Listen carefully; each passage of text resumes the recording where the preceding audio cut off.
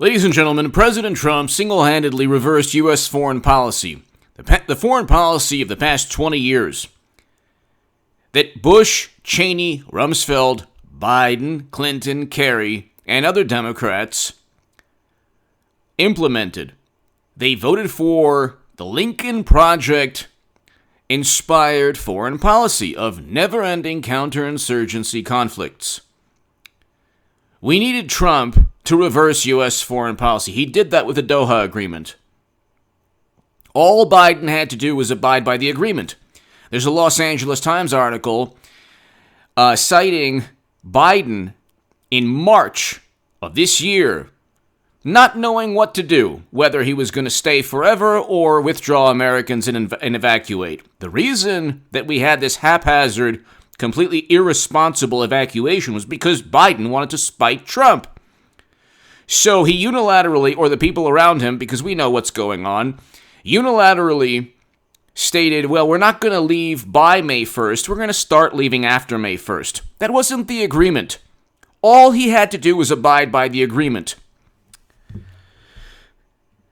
Because he didn't abide by the agreement, he was forced to evacuate in a chaotic manner with Americans still left behind. We have one woman, an amazing woman, a saint, who stayed with 130 service animals and a disabled puppy, okay, that wasn't let on the plane on the way out of Afghanistan. That's on Yahoo News. Go check it out.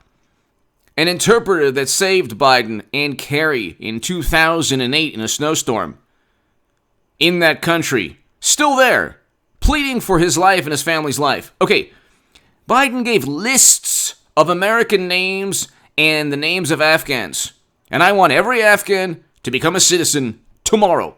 That's H.A. Goodman wants. If you risk your life and you flee a country and leave a country because you've risked your life to help us for 20 years, I want you to become a citizen.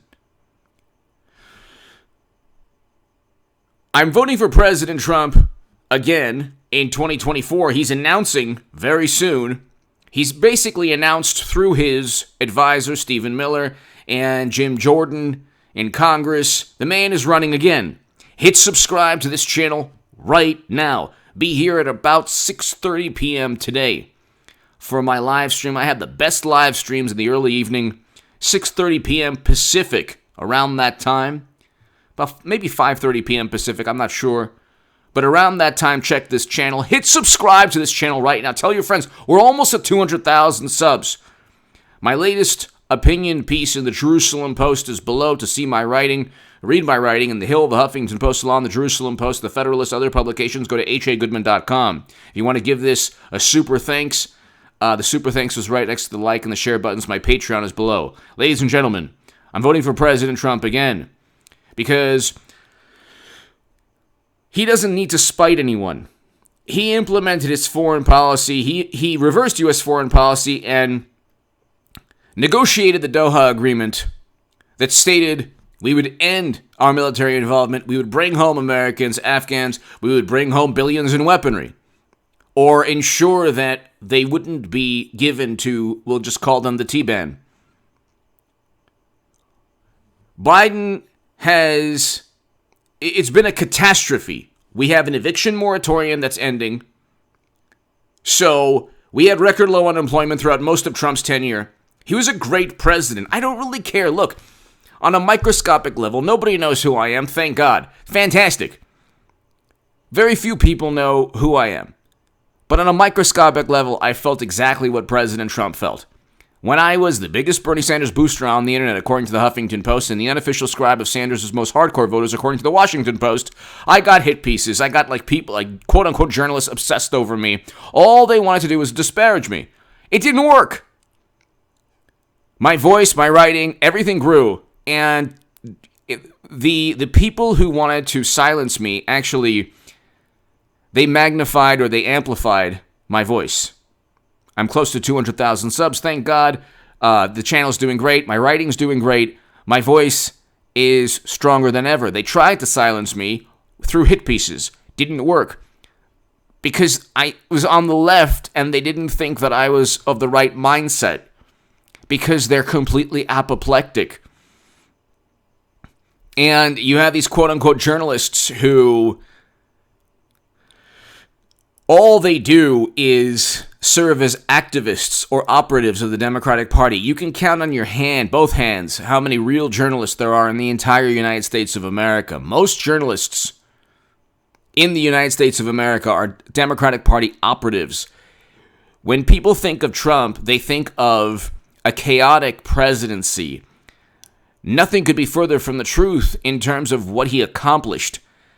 The pandemic wasn't his fault. He didn't tell Cuomo to put elderly people into nursing homes, infected people into nursing homes. He didn't tell Cuomo to do that. He didn't tell Phil Murphy to do whatever he did. I mean, God bless the people of New Jersey and New York. The top 4 of the top 6 highest per capita rates in terms of this health crisis are in Democratic-run states. Go look up the statistics, the New York Times statistics. They love to bring up the stats when it comes to, the past month, the past 2 months. Go look up the aggregate numbers. That's what Trump should have told Jonathan Swan. Say, look, I'm not responsible for what Andrew Cuomo does, even though he got an Emmy. And then this is another reason why you should never listen to anyone in Hollywood about anything. Andrew Cuomo got an Emmy while he was putting infected people in elderly care facilities that resulted in 12 to 15,000 lives lost, according to Democrats there. And you look at Phil Murphy in New Jersey, like I said, God bless the people of New York and New Jersey. Like, I don't know, the health crisis, the global health crisis wasn't Trump's fault. In fact, we can't really talk about the origins of how this all started. Trump was probably right about that. We have a situation, ladies and gentlemen, where the country is descending into a dire economic situation. We have an eviction moratorium. People are going to be evicted, and it's because of Democratic policies. When you shut down society and you don't allow people to work, and you do so because you want to keep them safe, that mentality these policies are like the brainchild of maniacs. And people like lemmings just agree and they don't say anything, and it's just the paranoia and fear from media is just, it's too much for half the country. The great thing about Trump is he told all of those people to take a hike. Now, again, I always say when Trump runs again, he needs to speak to CNN, MSNBC. He needs to go on Joe Rogan. He needs to go on, Anthony Bryan Logan, Brandon Tatum, Tim Pool. He needs to go on Daily Wire, Ben Shapiro. He needs to do these things. He has to sell himself again. He has to show people that he's human.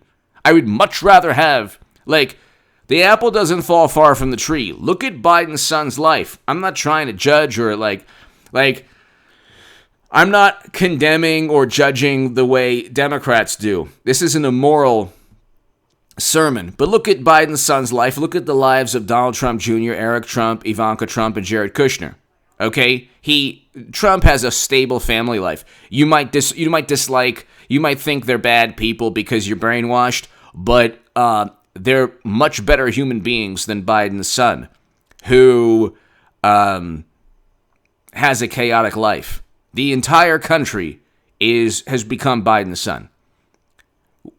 Inflation has increased to the highest levels in 13 years. We have the highest unemployment rates. The top 10 highest unemployment rates, go to the Bureau of Labor Statistics, are in Democratic-run states, including D.C. Top 10. Top 10. So in addition to the worst, the highest number of lives, greatest number of lives lost and the highest per capita rates, they have the highest unemployment rates. Go to the Democratic-run cities, they've experienced the highest increase in crime and violence. So we didn't have this with Trump. He wanted to open up the economy in May of last year. Okay, the federal government can't tell governors what to do. So you can't blame Trump. See, I remember last year getting into debates with people that I knew who are completely apoplectic and who run their lives, who just listen to CNN and allow MSNBC and CNN, the Washington Post, and the New York Times to just kind of, educate them or, kind of give them the reality they want to hear. The true reality is look at the aggregate numbers, the aggregate stats, and look at the way politics works. The federal government, the president can't tell a governor what to do unless, if the governor's abiding by the Constitution, there's no way that the Supreme Court or the president can tell a governor what to do. Why am I going through all of this? Because it's good that Trump is running again. If Republicans, how do I say this? If they address certain laws and loopholes and address pandemic-related reforms, and if President Trump learns from his mistakes, never gets on Twitter again, because Democrats derive political momentum from indignation. They care about public relations more than anything else. That's why Biden, when he told Ashraf Ghani that, there's a perception problem and, your military can, take on the adversaries. See, Democrats only care about public relations. All of that is going to end in 2022. Republicans will take over the House. Hopefully they take over the Senate. I'm not saying this because I care about the Republican Party. I want an opposition party led by people like Rand Paul and Trump and Ron Johnson and Jim Jordan and Devin Nunes. Okay, so I want people who don't worship the intelligence community, who, by the way, apparently didn't tell Biden that the Afghan military would collapse or the government would collapse. Or maybe they did. I don't know who's lying. But see, again, the running tally of lies, they just stopped that with Biden. We're at a lowest point since Jimmy Carter, and the media is still propping up Biden. Media in our country is an extension of the Democratic Party, unfortunately. Trump has to recognize this and take the communication, I won't say the fight, but take his communication skills to them. Sell himself like he did in 2016. Sit down for CNN and MSNBC and those types of interviews. And he's going to take the slings and the arrows, and they're going to try to insult him to his face. He has to just focus on being human. If he focuses on being a human being and showing people his humanity, the sky's the limit. This country is descending into a very, very disastrous place. Our economy is not rebounding.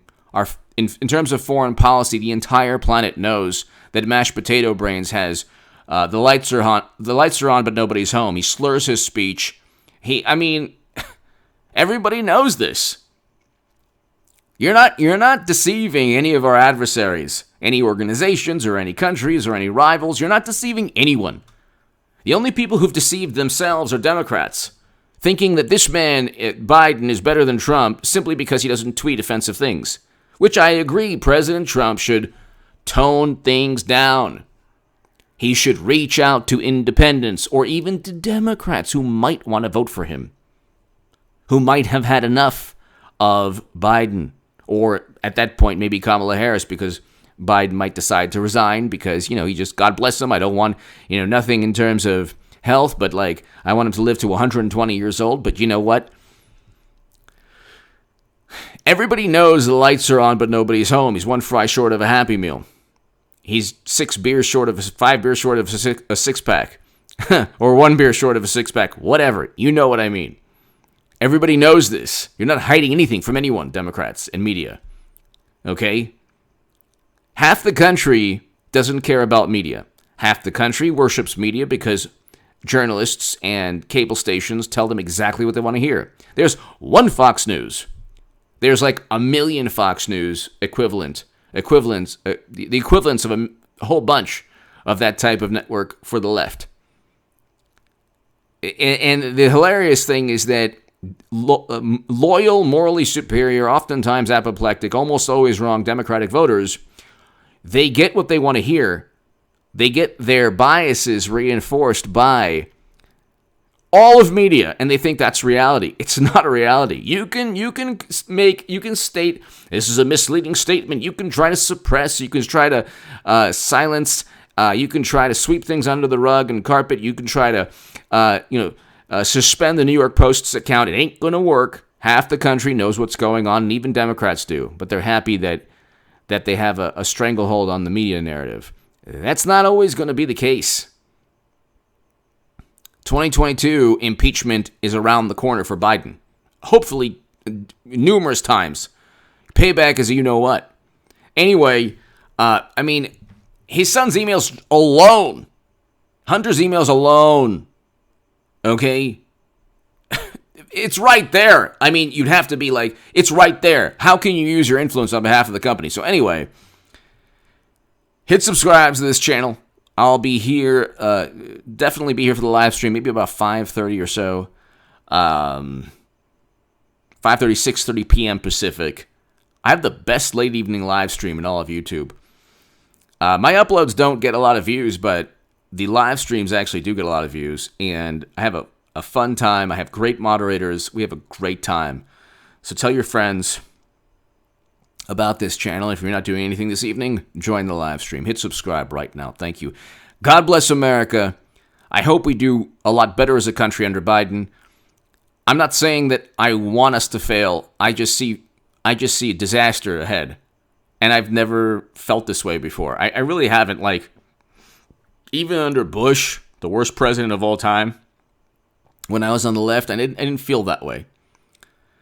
Even during the economic crisis of 08, 09, I didn't feel that way. I just feel that anyone's better than Biden, but also Trump is a very good president. He's infinitely better. The Republicans have nobody aside from DeSantis. And I think that whether it's Trump, DeSantis, or if he finds I know that a lot of Trump supporters don't like Nikki Haley, but I think that would be a fantastic combination because you have to speak to Never Trumpers also. Okay?